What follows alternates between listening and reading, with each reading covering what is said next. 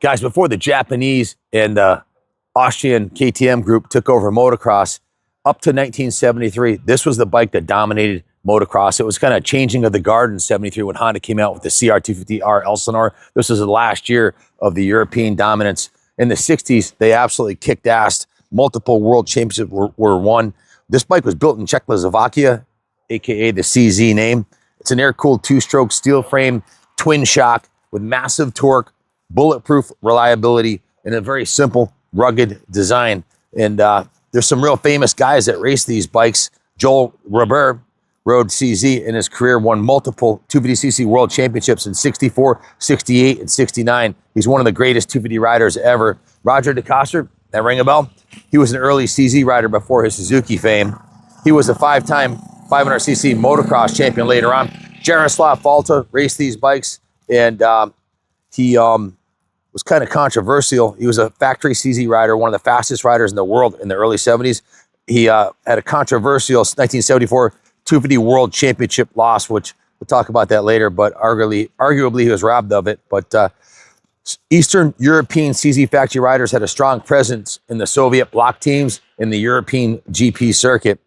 But they did win multiple 250cc World Championships, one of the most dominant brands in the history of motocross until 73 when Honda came along and kicked everybody's ass. But before 73, it was CZ, Husqvarna, and Maico. After that, the Japanese kind of took over Honda, Yamaha, Suzuki. But this is not just a bike. It's the last of the dominant European motocross machines going up bikes against head-to-head with bikes like the brand new Honda Elsinore. That was a bike that changed motocross forever. But this bike was an extremely low-hour original owned by a collector.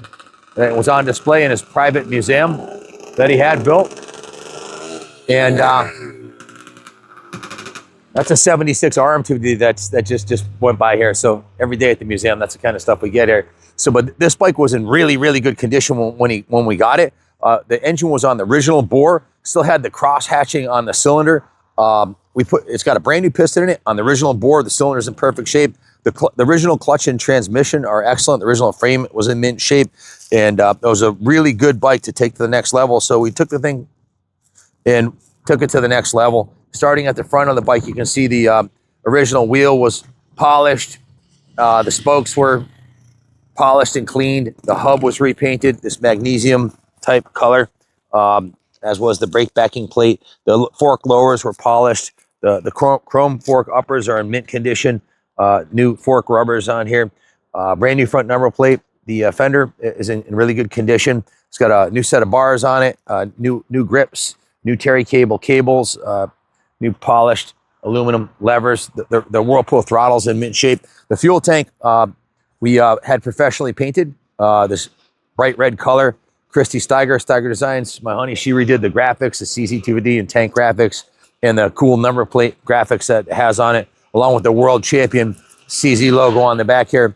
It's got a new saddle, new seat foam, and new seat cover, new rear fender. The engine is a real work of art. It's a massive two-stroke, air-cooled, very simple design. This huge, massive cylinder. The engine cases, we professionally polished those in-house here. The carburetor has been upgraded to a Mikuni carb. It had a older style carb on it, so we put a new Mikuni carb, new air boots, new air filter, and new side number plates, new front number plate. You'll see the pegs were upgraded to a newer style peg. The chain of sprockets has a new gold chain on it. New hardware on the sprocket. The sprocket's new. Rear wheel, the original Acron rear wheel was polished, as you can see. Spokes are all cleaned up. The hub was repainted, and it's got a new Dunlop tire on the front and rear. The swing arm and frame were repainted. Christy made these 250 graphics for the side. It polished the aluminum brake arm here. You can see the chain sliders, chain guides in mint condition. Progressive, more modern set of progressive shocks. So it handles really good. Lots of torque down low. We also took the clutch apart, serviced the clutch, and set it in the stiffer setting so it doesn't slip at all. And if you take a close look at that pipe, that's a beautiful brand new PFR handmade pipe. It looks like we did the works process where we sand the whole pipe down, and then we used a torch and we blued the wells. You can see the gold brazing on there. Just a really nice looking pipe. Sounds wicked. Again, the rims of both sides are polished. Swing arms painted, frames painted. Engine case covers are polished. All new fuel lines, fuel drain lines, and crankcase breathers. So we put quite a bit of time into this between the paint job, painting everything, polishing everything, going through everything on the bike. We have a total of 95 hours of shop labor, which is more than we normally put it into a bike. That usually 60, 70 hours, but there was 17 and a half hours just in polishing the aluminum on it, between the wheels and the engine cases and the other aluminum bits that were polished. So the fork lowers specifically. So, and of course the paint and all the mechanical work that was done to it. So it runs excellent and pulls very strong. The clutch and transmission work beautifully. It's a very torquey machine. So just going through the work orders here, this first one is 17 and a half hours for the polishing and everything else that was done. This is for all the painting and dismantling and cleaning the bike, was 40.5 hours. So that's 58 hours. And then the service ticket came out to 28 hours plus 10 hours for the paint job on the tank. So it came out to 95 hours, 95.5 hours that we put into it. A shop labor, of course, the pipe, the carb, the top end, the shocks, the chains and sprockets, tires, all of that adds up to paint. So it's a very pricey restoration to do this. If you bought one in and wanted it done, you're looking at, well, if you're 100 hours labor would be 15,000. We're at 95.5. So and $2,500 worth of parts, it's a $17,000 restoration is what you're looking at. So it runs perfect. It's a low hour original that was massaged to perfection, and it's ready to take to the track and race or put it on display.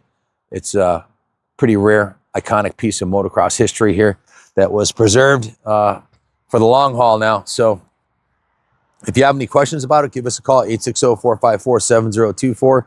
It's a pretty rowdy machine that like I said, this is dominated in the 60s and right up until the early 70s. This was the end of their era of dominance. Japanese took over after this, but cool piece of motocross history.